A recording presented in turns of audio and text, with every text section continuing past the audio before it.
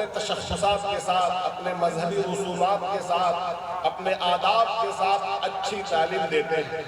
ہمارے عیسائی بھائیوں نے مونٹیسری اسکول بنائے، انہوں نے اپنے عیسائی مشنریز کے عقائد کے مطابق سیدنا مسیح اور سیدنا مریم کے تعلق سے جو ان کا مخصوص عقیدہ ہے، اگرچہ وہ غلط ہے، لیکن انہوں نے اس کے حساب سے اس کو رکھا اور اس میں اچھی تعلیم کا انتظام کیا۔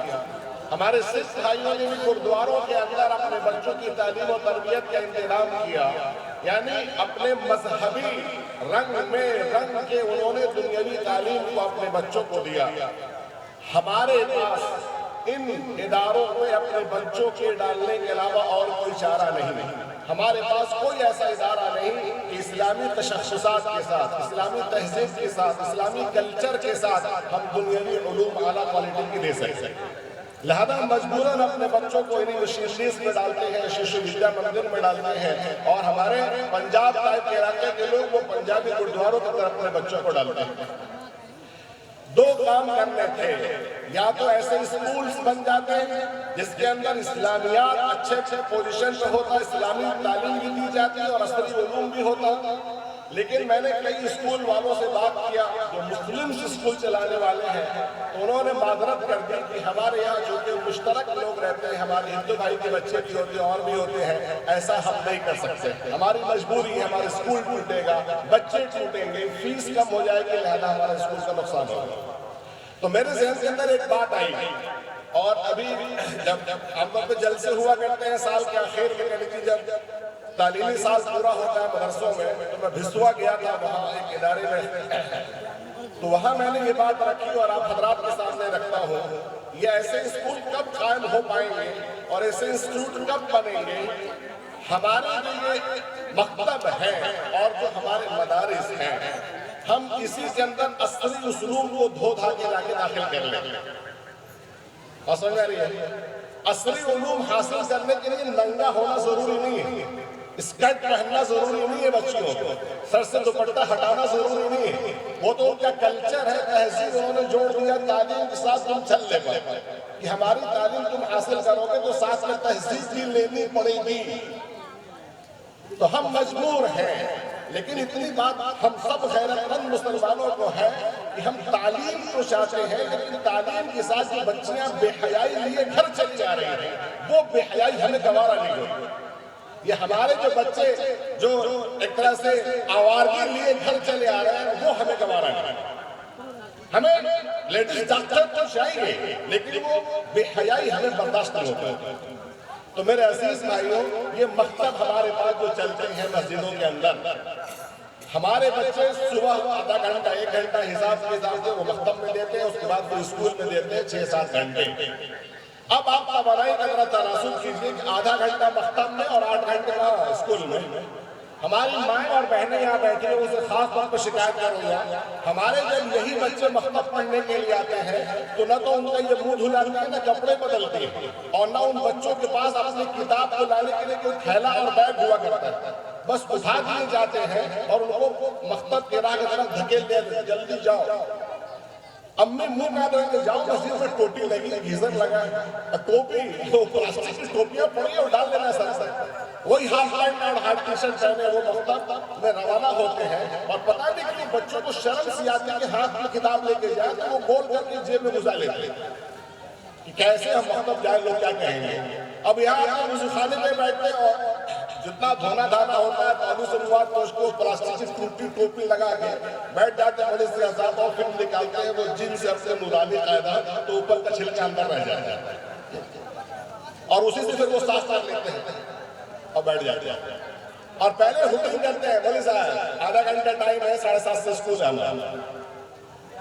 اب آپ سے میں پوچھتا ہوں اس آدھے گھنٹے میں، اور بچے کتنے معلوم ہے نا؟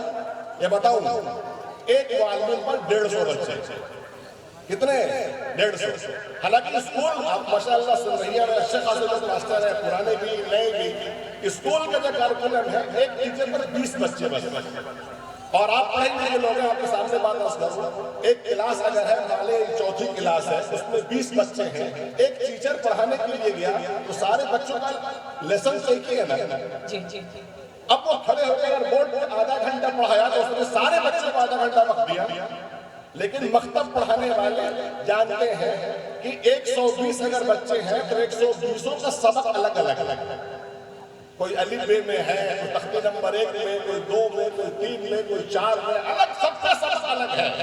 تو اس معلم کو 120 لیسن پڑھانے اور ٹائم کتنا دیا اس کو؟ آدھا گھنٹہ. اسی میں ایمانیات پڑھانا ہے، اخلاقیات پڑھانا ہے، عقائد پڑھانا ہے.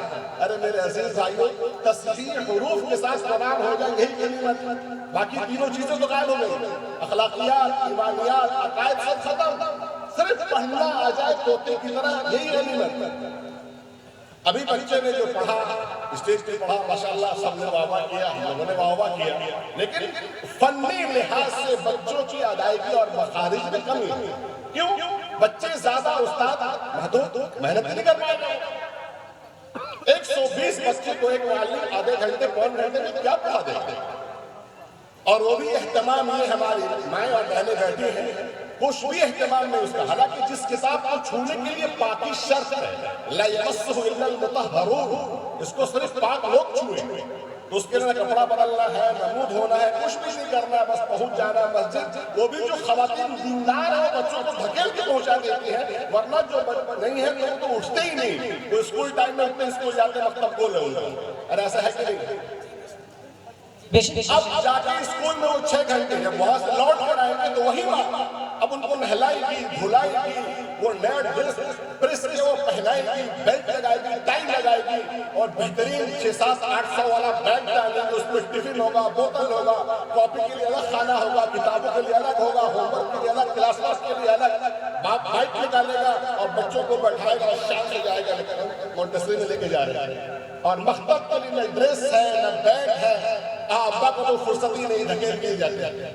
بچے بھی ذرا موقع کا فائدہ اٹھاتے اور کہتے ہیں کہ پیسہ دیبو تو جائے. تو ماں بیچاری رکھے رہتے ہیں 2 روپے 4 روپے کھدرا کے دور 2 روپے. اب وہ 2 روپے لے لیا، چلا گھر سے، اور وہاں سے لے کے مکتب تک جتنی دکانیں ہیں وہ سب میں ڈھونڈتا ہے کون سی ٹوفی خریدنا ہے، کون سی لولی پاپ خریدنا ہے. اور کتاب کا پڑھنا ہے، جھڑ رہا ہے راستے میں، جھڑتا جا رہا ہے. وہاں پہنچا تو پتہ لگا مولوی صاحب جونا پنہ میں ہمارا سبق رہا وہ پنہ میں گر گئی. اب وہ جاؤ ڈھونڈ کے لاؤ، اب وہ پنہ ملے گا نورانی فائدہ والا. اب وہ گیا ڈھونڈنے، وہ ٹہل رہا ہے تو دوسرا کہتا ہے کہ مولوی صاحب وہی کتاب کھوجا ابھی لے میں آئی، جاؤ دوسرا کھوج لیا. اب یہ کھوجا کھوجی میں آدھا گھنٹہ ختم. اور اپنی کتاب خریدنے جب جاتے ہیں دکانوں میں تو نورانی خیدے کا الگ الگ کوالٹیاں ہیں، 100 کا بھی ہے، 50 کا بھی ہے، 10 کا بھی ہے، 5 کا بھی ہے. لے آؤ 5 روپے والا، وہ بالکل لوز پیج کا ہوتا ہے، ترنت پھٹ جاتا ہے. اور وہی جب اسکول کی کتابیں خریدے گا، نیا سیشن شروع ہو رہا دیکھیے گا، اسٹینڈرڈ فرسٹ کی کتابیں 2000 کی، اتنی پتلی پتلی کتابیں 250 کی، 300 کی، 350 کی. ارے ہے کہ نہیں؟ بالکل. اور اگلے سال وہ کتاب چینج ہو جائے گی، پھر 2000 پھر درجن کو لے رہے ہیں. اب آپ بتائیے ہم نے کتنا سوتیلا پن کیا قرآنی تعلیم سے اور دنیاوی تعلیم سے. تو جب بچے جب یہ دیکھتے ہیں تو ان کے ذہن میں یہ بات بیٹھ جاتی ہے، یہ اہم ہے اور یہ غیر اہم ہے. اس میں ناغہ ہوا تو پٹائی ہوتی ہے، ماں بھی ناراض ہوتی ہے، ابا بھی ناراض ہوتے ہیں. اور مکتب نہیں ہے تو چلتا ہے، تو اس کو چلتا بنا دیتے ہیں لوگ. تو یہ مکتب کی تعلیم الگ اور اسکول کی تعلیم الگ، نقصان اور اس کی تہذیب الگ، اس کی تہذیب الگ. کفر مجھے کھینچے ہے تو ایمان مجھے روکے، اس کشمکش میں وہ رہتا ہے. ارے بولیے یہاں آتے ہیں پڑھنے کے لیے تو محلہ کہتے ہیں اسکارف ڈالو، ٹوپی ڈالو، اور اسکول میں جاتے ہیں کہتے ہیں سر کھولو. یہ دونوں ٹکراؤ میں بچے کھینچا تانی میں رہتے ہیں، ہے کہ نہیں؟ نہ ان کو اسلام کا رنگ چڑھتا ہے اور نہ وہ چیزوں کو داخل ہو پاتے ہیں. تو یہ کھینچا تانی والی تعلیم کا سسٹم بدلنا ہوگا میرے عزیز. تھوڑا سا آواز کم کریں، یہ سسٹم بدلنا ہوگا. تو لہذا میری جو دعوت ہے وہ یہ کہ ہم جو مکتب پڑھاتے ہیں اسی میں ہم معلم بڑھائیں گے انشاءاللہ. کیا کریں گے؟ اگر 300 بچے سمریا مسجد کے مکتب میں ہیں تو کم سے کم 10 استاد چاہیے. کتنے؟ 10، تاکہ 1 پہ 30 بچے ہوں. اور عصری علوم آپ جانتے ہیں کہ ایل کے جی، نرسری، ایل کے جی، یو کے جی، فرسٹ، سیکنڈ، تھرڈ، فورتھ، 8 سال کا پرائمری ہوتا ہے. پرائمری سیکشن میں بچوں کا وقت زیادہ خرچ کیا جاتا ہے اور ان کو وہ دیکھ کم پاتے ہیں. وہ بیٹھانے بتائیے یوں بیٹھو، منہ پہ انگلی رکھ لو، جوتا سیکھ کرو، موزہ ٹھیک کرو، بیگ ٹھیک کرو، اس میں بچوں کا وقت زیادہ خرچ ہوتا ہے. لہذا ہم انگریزی، ریاضی اور سائنس اگر اٹھا کے وہ معلم کو ہم مسجد میں لے کر آ جائیں ٹوپی پہنا کے اس کو، تو کیا وہ معلم ہمارے بچوں کو یہاں نہیں پڑھا دے گا؟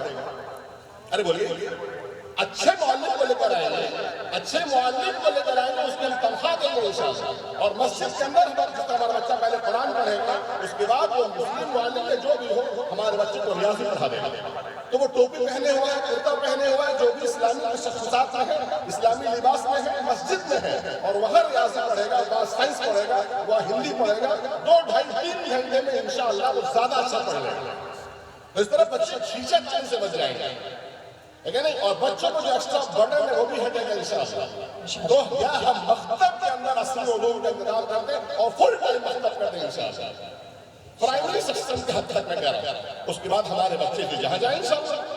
تو یہ کھینچت آنے والی تعلیم کا سسٹم ختم کر کے مکتب کی تعلیم کو ہم فل ٹائم کریں اور اصلی علوم کی اچھے ٹیچر کو وہیں ہائر کر کے جائیں۔ آپ جان رہے ہیں، آپ کے سامنے میں کہہ دوں، آپ لوگ ٹیچر کی بستی والے ہیں، کہ پرائمری اسکولوں کے اندر عام طور پر جو پرائیویٹ ہے بڑے سستے معلم رکھے جاتے ہیں اور زیادہ لیڈیز ٹیچر رکھی جاتی ہیں، کیونکہ وہ کم 2000 2500 3000 میں وہ ہائر ہو جاتی ہے۔ حالانکہ جاپان والوں کا آپ دیکھیں کہ پرائمری اسکول میں پی ایچ ڈی لیول کے لوگ پڑھاتے ہیں، اور ان کا کہنا ہے کہ بچوں کا ذہن بنتا ہے پرائمری اسکول میں۔ جب ذہن ان کا بن جائے گا تو پھر پڑھانا آسان ہوتا ہے، اور ہمارے یہاں الٹا ہے کہ سب سے کم پڑھے لکھے لوگ جو پرائمری میں ڈالتے ہیں وہ بچوں کے ذہن سازی نہیں کر پاتے ہیں اور بچوں کو ایک راستے نہیں ڈال پاتے ہیں۔ آپ کتنے ٹیچروں کا معائنہ کیجیے، جو پرائیویٹ اسکول والے ہیں ان کا معائنہ کریں، جو ہو تو معافی کے ساتھ ٹیچروں کے اندر وہ کوتاہی کرتے ہیں، ڈنڈی مار کے پیسہ بچاتے ہیں۔